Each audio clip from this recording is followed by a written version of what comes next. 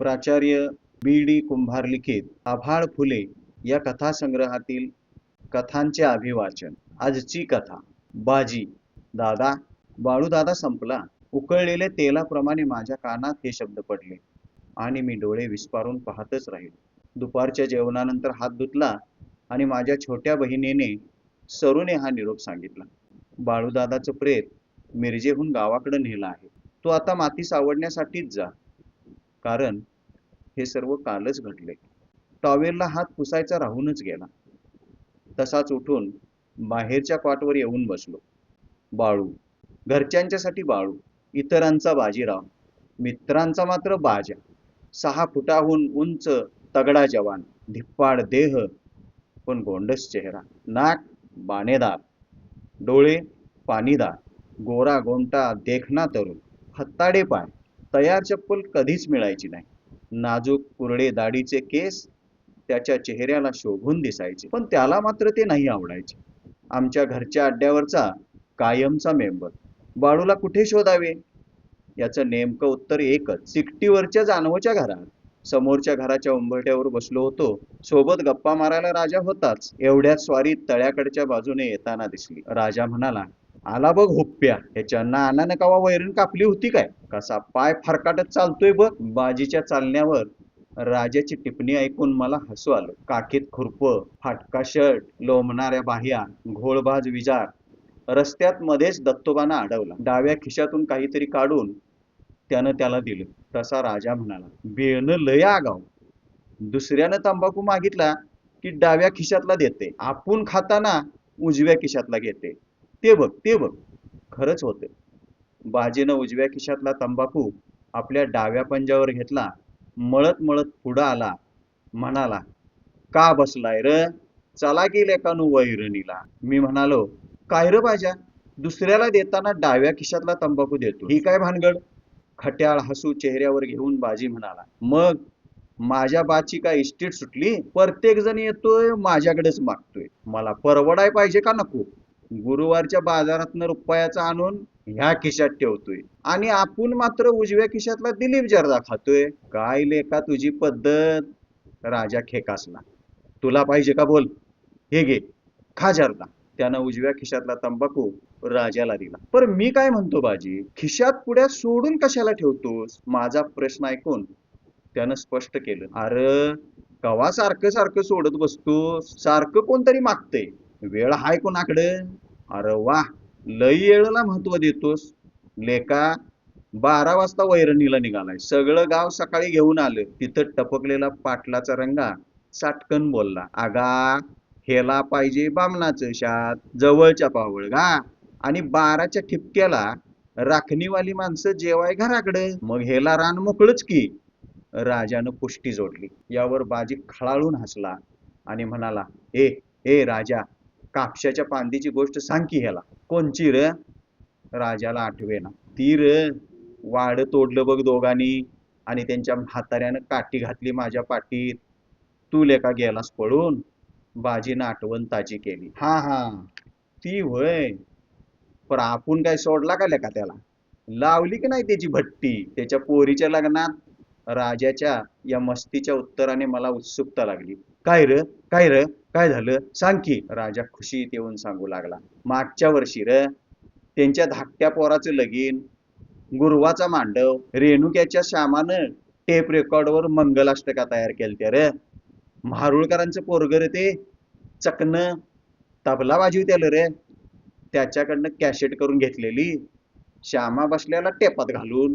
मध्येच बाजी म्हणाला, मी नेला श्यामाला उचलून. म्हणलं, लेका तिकडं बघ, खांबावरच्या ट्यूबची वायर तुटली, शॉक बसेल की कोणाला तरी. श्यामा फसला. तवर राजानं कॅसेट बदलली. बाजीला हसू आवरेना. मी म्हणालो, कसली र कॅसेट? काय केलतस? राजा हसत म्हणाला, घातली कॅसेट दादा कोंडक्याची. पहिली अक्षदा भटजीनं म्हणली, दुसऱ्या अक्षदाला श्यामानं दाबला खटका. गाणं लागलं. वर ढगाला लागली कळ. सगळ्या मांडवात बोंबा बोंब. राडा झाला राडा. राजा बाजाच्या हशात मीही सामील झालो. हसत हसत बाजी वैरणीला निघून गेला. तू कवा गेलतास र बाजा बरोबर वैरणीला? मी विचारलं. छे, येडा का खुळा, तू गेलतास वाटतं? राजाचा प्रश्न. गेलो मर्दा एकदा, वैताग आला.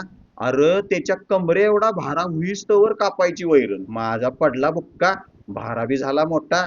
मी म्हणालो, आणि मग र उचलू कोण लागणार? राजाचा प्रश्न. अरे कुठलं काय, लेकानं भारा घातला बांधावर, मला उचलू लागला आणि एकट्यानं पाठीवर भारा ओढून घेतला. पुऱ्या ताकदीनं उचलला आणि घेतला की र डोक्यावर. इपरा ताकद र बाबा त्याला. माझ्या बोलण्यानं राजानं डोक्यावर हात मारला. बाजीची बुद्धी शाळेत फारशी नाही चालली, म्हणून तर तो ड्रायव्हर झाला. अवघड जागेतून ट्रॅक्टर चालवणारा, आडवळणाच्या रानात धाडसाने नांगरणी करणारा, गरिबाला हातभार लावणारा बाळू ड्रायव्हर, असा त्याचा बोलबाला झाला. ज्यांची परिस्थिती चांगली आहे अशांच्या शेतात नांगरणीला गेला की येता येता गलीतल्या गरिबाचा छोटासा वाफा नांगरून यायचा. बाजीच्या एवढ्याशा मत्तीनं गल्लीवाल्यांचं मन भरून यायचं. हातभट्टीची मारून कामाला लागला तर 4 जणांचं काम एकटाच उरकायचा. मात्र जमिनीला पाठ टेकली की घोरू लागायचा. एखाद्याच्या बाजूने भांडणात उतरला तर विरुद्ध बाजूच्याने माघारच घ्यायची, असा त्याचा खाक्या होता. मी कोल्हापुरात कॉलेजला प्रवेश घेतला आणि बाजीने गावातील ट्रॅक्टर ड्रायव्हरची नोकरी सोडली. एका नामांकित कारखान्याच्या जीपवर ड्रायव्हर बनला. मी शाहूपुरीत मावशीकडे राहायला आलो, तिथं तो यायचा. मला हॉटेलात जेवायला न्यायचा. म्हणून दारू ढोसायचा. धुंद नशेत आपल्या कथा रंगवून सांगायचा. मध्येच मला सल्ला विचारायचा. कधी कधी तो सल्ला बरोबर यायचा. मग तो जाम खुश व्हायचा. हळूहळू त्याचा पगार वाढू लागला. त्यानं एक जुनी स्कूटर विकत घेतली. मला नोकरी लागल्यावर त्याला फार आनंद झाला. मला स्कूटरवरून फिरवायचा, वेगवेगळी स्वप्न रंगवायचा. एकदा म्हणाला, आपण दोघं खोली भाड्यानं घेऊ. पैशाची काळजी करू नको रे, माझा साहेब लय भारी माणूस आहे. आता काळजी सोड. बऱ्याच गोष्टी मनाविरुद्ध झालेला बाजी घरच्यांना सोडून शहरात रमू लागला. स्वप्नवत जगू लागला. पण ड्रायव्हिंगच्या कामात तरबेज झाला. दिवाळीचा सण होता. तो म्हणाला, भाऊबीजेला तयार राहा, अक्काकडे जाऊ. आता आपली स्कूटर आहे. खरंच तो आला. कपालाला नाम बघून मी म्हणालो, नाम कसला रे? म्हणाला, माझ्या बहिणीकडे जाऊन आलो. आता तुझ्या बहिणीकडे जाऊ. त्याचा उत्साह बघून मी चकित झालो. ठरल्याप्रमाणे जाऊन आलो. भरपूर जेवण आणि उन्हाचा तडाखा. दुपारची वेळ. डोळे झाकू लागले. अशातच त्याला गावाला जायची हुक्की आली. म्हणाला, चल की रे, गावाकडे जाऊ. मी तुला सकाळी लवकर आणून सोडतो. मी वैतागलो. गप की रे, केवढा वैताग, तू जाऊन ये बाबा. नाराज झाला. मी बाकड्यावर पडल्या पडल्या झोपलो. तो काही बाही करत राहिला. रेडियमच्या पट्ट्या स्कूटरला लावत बसला. परत 4 वाजता मला उठवून म्हणाला, चल की र, लगेच येऊ. जयसिंगाने ते ऐकलं आणि म्हणाला, अरे आज आपण गोव्याला जाणार आहोत, विसरलास की काय?